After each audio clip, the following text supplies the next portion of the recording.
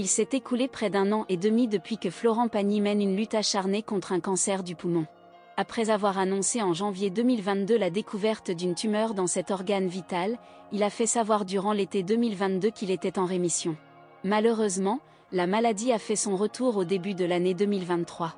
Une rechute s'est produite, apparemment en raison du fait qu'il n'aurait pas suivi son traitement d'immunothérapie suffisamment longtemps. Le chanteur explique qu'un ganglion s'est développé à présent. Face à cette situation, Florent Pagny doit maintenant entreprendre une 3e chimiothérapie pour combattre et éradiquer son cancer. Il doit également suivre une immunothérapie pendant plusieurs années. Malgré les défis auxquels il fait face, le chanteur partage dans une interview publiée dans Libération ce mardi 13 juin, son état d'esprit empreint d'optimisme. L'épreuve que je traverse est une chance. Je le vois comme ça, il maintient une attitude positive face à la maladie en expliquant « Je n'ai jamais vraiment été dans la tristesse. Je n'y pense jamais en me couchant.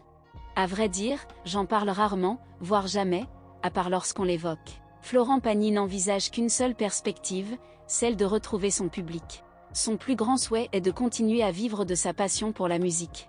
C'est pourquoi il a répondu présent à plusieurs festivals cet été, où il assurera plusieurs concerts. Lorsqu'on lui demande s'il est prêt à envisager un jour de renoncer à la musique, il s'exclame avec détermination « Non, jamais. Je ne vais pas arrêter de chanter, il n'y a que la mort qui peut m'en empêcher. » Fils d'un vendeur de vignettes et d'une secrétaire, Florent Pagny se remémore ce qui l'a motivé à embrasser une carrière dans la musique. Je pouvais devenir chanteur ou artiste de rue sur les marchés. Cette voix est un don, et je devais en faire quelque chose. En mai dernier, dans une interview accordée à Gala, Florent Pagny a expliqué combien le protocole de traitement qu'il suit a un impact sur certaines de ses capacités physiques. Il a précisé « Ma voix va bien, elle n'est pas touchée par le traitement. Ce n'est pas le problème. Ce qui m'inquiète, c'est mon niveau d'oxygène. Les produits utilisés lors d'un traitement contre le cancer font baisser mon taux d'hémoglobine, et donc mon niveau d'oxygène. Je ne peux pas courir, je ne peux pas me surmener car je ressens immédiatement les conséquences.